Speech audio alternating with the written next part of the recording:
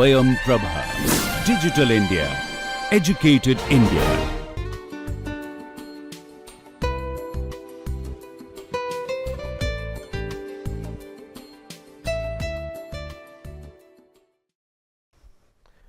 Okay, so we talk about Euler's theorem here. So let us just write the statement of the Euler's theorem. Euler's theorem is telling let n and a be two integers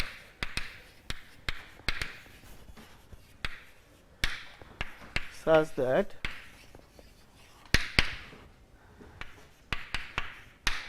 means GCD of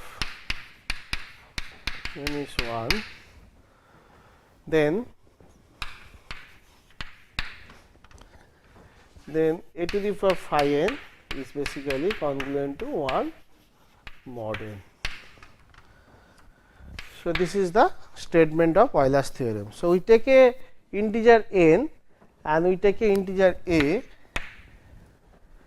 such that they are relatively prime, then GCD of this is 1. So, if you take n to be prime, if n is p which is prime say, then this is then phi to the power p which is basically what, with this we know phi p is p minus 1 phi function, then this is basically 1, this is coming from Fermat's Little theorem. But that this is a particular Fermat's Little theorem is a particular case of Euler's theorem, but Fermat's Little theorem was invented before this Euler's result came into the literature. So, we are going to prove it in general way that this phi of this is basically phi of n is congruent to 1 mod n. Okay, so how to prove this? So, to prove this we need to take help of what is called reduced residue class, the R. So, okay, so we have n is the number integer. So, we know this z n star, this is basically set of all integer which are non-zero positive integer which are less than n such that they are co-prime to n, this set, and this cardinality of this set is basically phi of n, and this set is also denoted by R. This is called reduced residue class modulo n. Okay. So, now if A is independent with n, independent means co-prime to n. If A is co-prime to n, then if we define this AR is basically A into R, where R is coming from this set. Okay. Now, we have seen this AR is basically R, since A is co-prime with n, because if you take any two, so this set is basically what? So, this set is basically this set is basically, if you take any two element from this set, say n a and which is n a which is congruent to say m a mod n, n is there. So, we cannot use n. So, x y we can use. So, suppose we take any two element from this element here, say x y. So, x a is congruent to y a mod n. Now, since this is independent, this inverse, this imply A inverse exists mod n, and we can find this inverse by extended Euclidean algorithm. So, we can multiply A inverse both sides. So, this will give us x is congruent to y mod n. So, any two element here are, so these elements here are basically congruence of the elements over here in some order. So, basically AR is equal to R. So, what we do? We multiply all the elements of AR. So, we multiply all the elements of AR. So, this is basically we denote by R star, sorry. Okay, so AR is basically R. So, now and the number of element over here is, we know this is the phi n. So, if we multiply all the elements from this AR, so this will be of the form a to the power phi n into R. R is coming from this R, and this must be congruent to, since so this is the all the element we are multiplying from this set, okay, and this must be equal to phi of R, because these two set are same, may not be in the exact order, I mean the order we are having. So, maybe in the different order they are under congruence operation. So, this is the result under mod n. Okay. So, now here in this, so all the elements over here in R are basically in co-prime with n. So, that means all the product is also basically co-prime with n. Okay. So, that means this inverse exists under mod n. So, we can multiply this by this inverse of this. So, this we denote by say Z. So, this is basically, let me just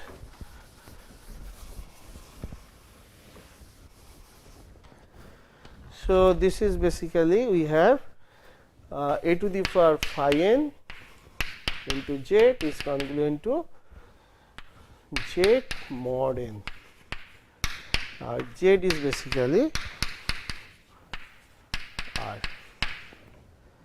Now, all the elements over here is, if R belongs to capital R, then R is independent with n. So, that means all the elements are independent with n. So, that means Z is this independent, independent means relatively prime.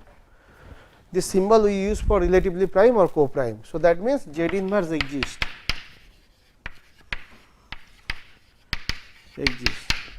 So, we multiply Z inverse on both sides, we will be getting phi n is congruent to 1 mod n. So, this is the Euler's theorem. We prove the Euler's theorem.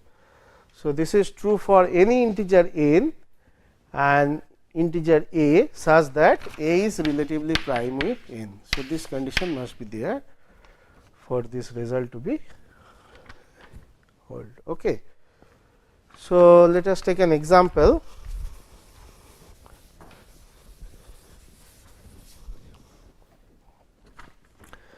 So, this example say we take n is equal to say 21. Okay. So, then what is phi n? Phi n is basically, so 21 can be written as phi of sorry, this is phi 3 phi 7, phi 3 and 7. So, this is, these are in relatively prime. So, we can use that. Now, these two are prime numbers. So, for prime number we know this result. So, this is basically, so this is basically 3 minus 1 into 7 minus 1. So, this is 2 into 6, which is 12. Okay. Now, we take a which is basically relatively prime with 21. So, if we take a is equal to 5, then a to the power phi n is basically, this is basically 5 to the power phi of 21, this is 12 basically, this is basically phi of 21, phi of 21 is 12. So, phi of 21 which is basically 12, and we can easily verify that this is congruent to 1 mod n. So, this is an example of Euler's theorem, and we have seen the Farmer's little theorem is a particular case of Euler's theorem. So, this we will use in many cryptographic protocol like RSA, many cryptographic algorithm RSA. So, to prove correctness of RSA, we need to have this theorem in our hand. Okay, so, now we will define what is called quadratic residue modulo some prime p. So, we define the term quadratic residue.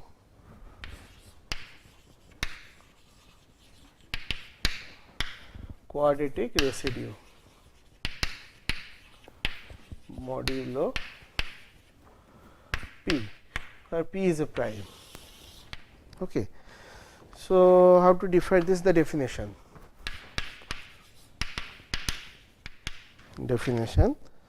of the quadratic residue. So, let p be a prime number and a be an integer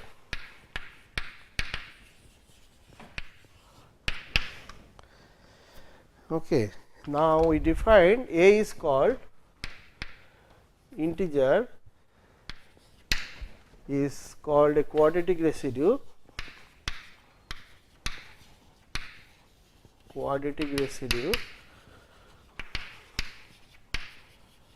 mod p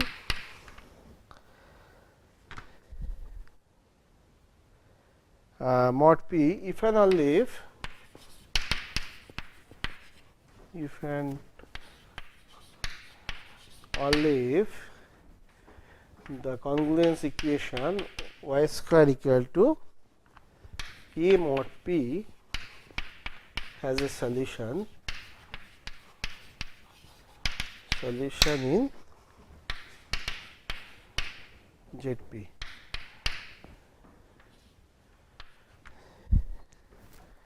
in ZP.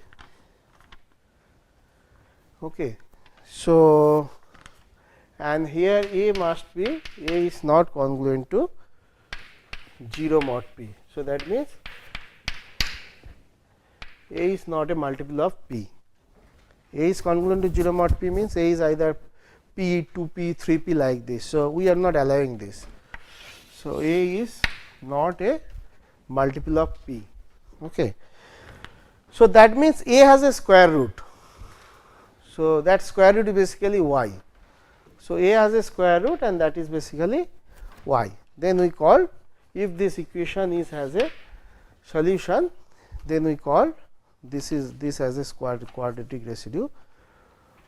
This A is a quadratic residue mod p, and so this is quadratic residue. Now, when we say it is a quadratic non-residue, if this equation has no solution,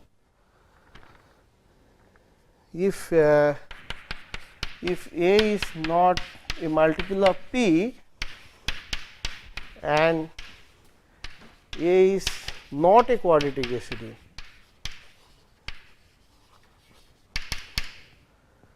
mod p, then A is called a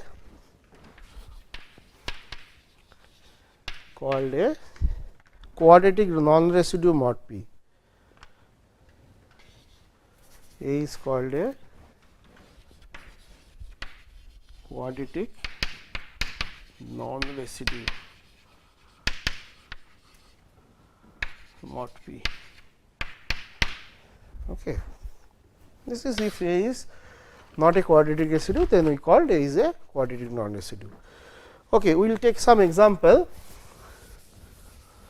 So, suppose we take a prime number p, say p is equal to 11.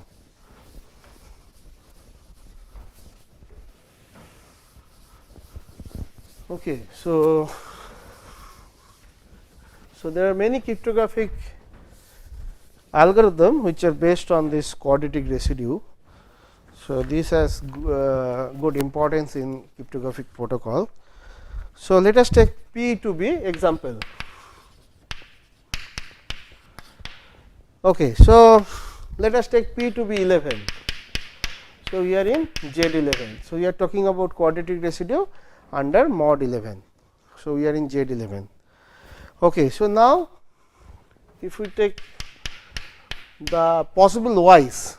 So, basically we are looking for a quadratic residue in Z11 basically. So, we are looking for a such that y square equal to congruent to mod p. So, then a is a quadratic residue and this y is sort of square root of a, kind of square root. We are square as if we are squaring a, we are finding the square root of a. So, that means we are looking for possible y's, so that we can, so if y exists, such a y exists in ZP, then we call a is a quadratic residue. That means a can be square root, I mean a has a square root. So, a is called quadratic residue. Okay. So, if we try for all possible y's kind of things. So, this is basically 1. So, these are all under mod 11 operation. So, plus minus 2 square, this is basically 4, plus minus 3 square, this is 9, plus minus 4 square, this is 16, then 16 mod 11 is basically 5, plus minus 5 square is basically 25. So, 25 mod 11 is basically 3, plus minus 6 square. So, these are the possible y's, this plus minus 5 plus minus 6 is basically 36, 36 mod 11 is 3, plus minus 7 square is basically 5. These are all under mod 11, plus minus 8 square, this is basically 9, plus minus 9 square, it is basically 4, plus minus 10 square, it is basically 1. Okay, so these are possible y's basically. So, y if, so y must, so p is 11. So, y must come from this set basically Z 11. Okay. So, these are possible y's. So, that means these are the quadratic residue. So, basically this set 1, 2 is not there, 3, 4, 5, 9. So, this set is basically, this is, these are all the elements over here are set of all quadratic residue mod 11. So, these are all quadratic residue under mod 11. So, this is denoted by basically we can denote by QR11, quadratic residue mod 11. Okay. So, that means remaining are the quadratic non-residue mod 11. So, any element, because 4 is a quadratic, 4 a is equal to 4, 4 is a quadratic residue mod 11, because for 4 we have a y. So, if you take y square is congruent to 4 mod 11. So, that means,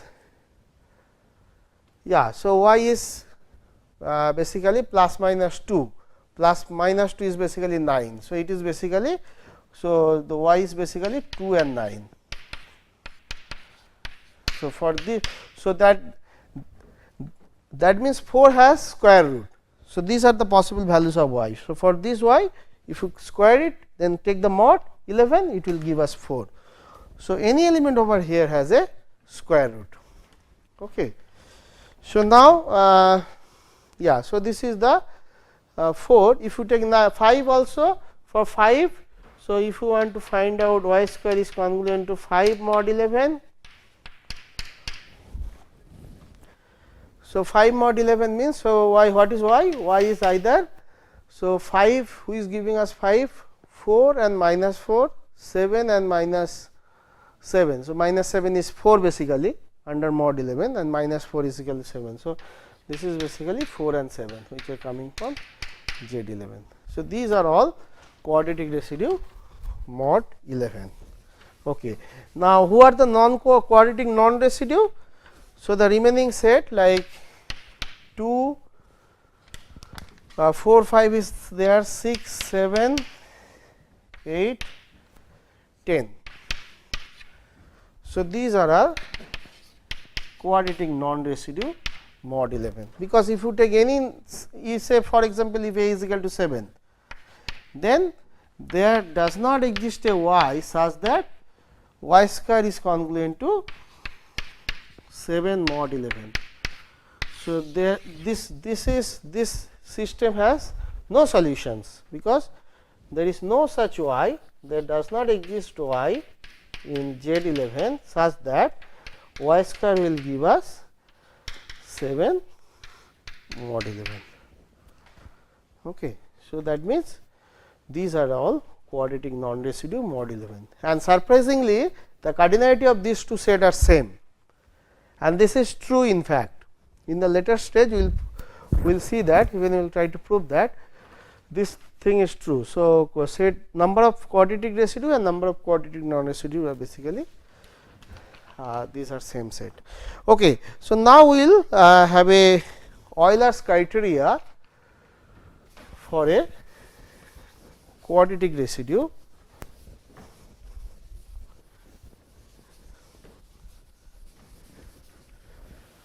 So, it is a condition for A to be a quadratic residue.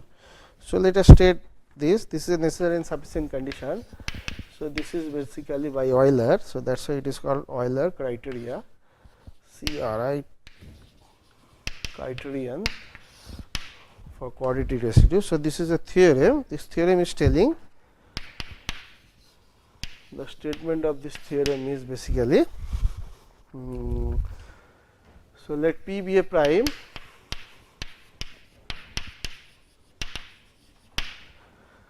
okay, and then say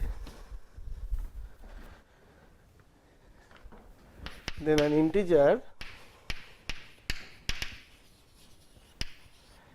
A is a quadratic residue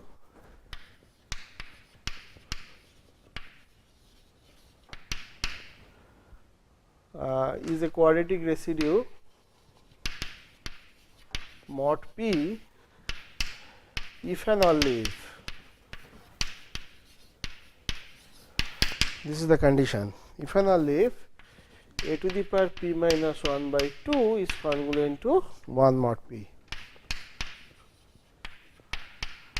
So, this is the Euler condition for A to be a quadratic residue, that means A has a square root.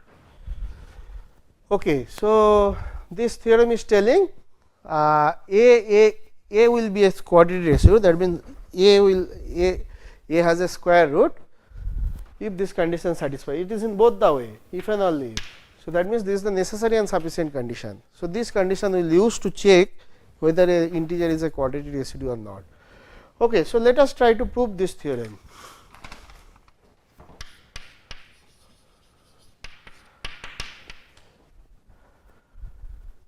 Okay. So, how to prove this theorem? So, there are two ways. So, first let us assume this is a quadratic residue. So, this is if and only if condition. Suppose, so first part is, let us assume this is a quadratic residue, then we have to show this condition is satisfying, and the conversely, let us have this condition, then we have to show that A is a quadratic residue. So, let us first suppose A is a quadratic residue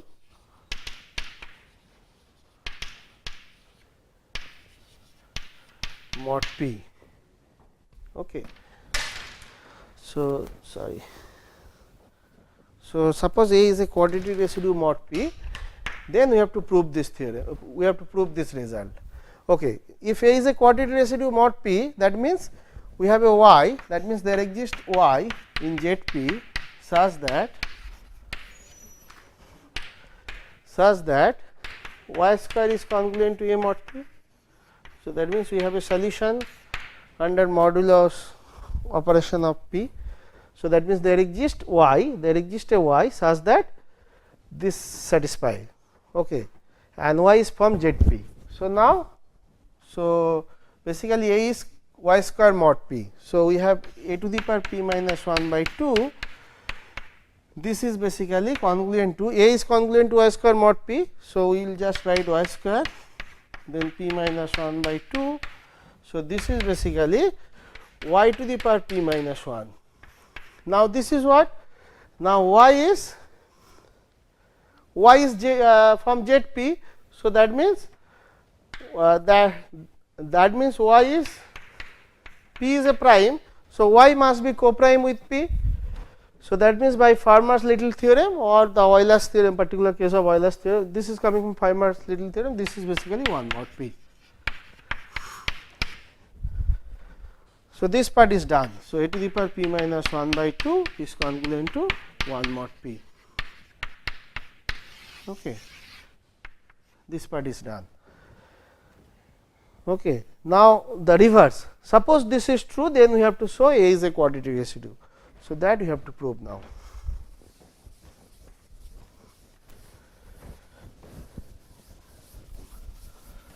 So, now we have to prove, we have to assume this condition is satisfying, and then we have to show the A is a quadratic residue. Okay. So, this is the conversely, suppose the condition is satisfying, suppose a to the power p minus 1 by 2 is congruent to 1 mod p. Okay. Now,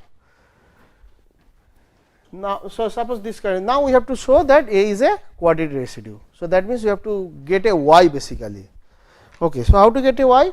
Now, Z p, p is a prime. So, Z p star is a cyclic group. So, it has a generator or the primitive element, let B be the generator or the primitive element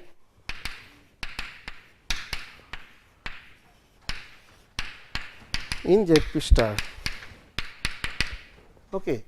So, now, so A is an element from Z p star, basically we are looking for quadratic residue less than p, basically positive integer less than p. So, that means A is an element. So, A will be written as, so this B must generate the group. So, A is an element. So, B will be, A will be written as some b to the power I mod p for some integer, where I is an positive index.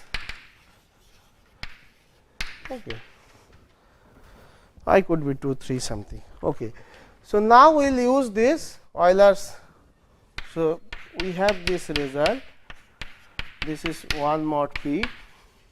Now, we will put here b. So, b to the power basically I into p minus 1 by 2 1 mod p. Okay. So, b is a generator. So, now this is, so that means this is a the order of b. Order of b means the b generates the group. Order of b means the minimum integer such that b to the minimum integer k such that b to the power k is 1 mod p, identity element basically. So, that means this whole quantity. So, this is giving us 1. So, this whole quantity, and we know the this Z p, order of Z p star is p minus 1. Okay. So, that means this must divides p minus 1, or p minus 1 must divides this. So, this must be a multiple of p minus 1. So, that means this must be some k into p minus 1, because p minus 1 is the order of the group or the order of the element B, because B is the primitive element. So, this implies I is equal to 2k. So, I is an even number. Okay. So, since I is an even number, so we can take I by 2. So, that means plus. So, basically, so since I is an even number, I is basically 2k. So, if we take this b to the power I by 2, this is basically b to the power k. So, basically plus minus b to the power I by 2 at the solution of this, at the mod p, obviously solution of this congruent system, y square is congruent to a mod p. So, that means it has a solution. So, this implies A is a quadratic residue.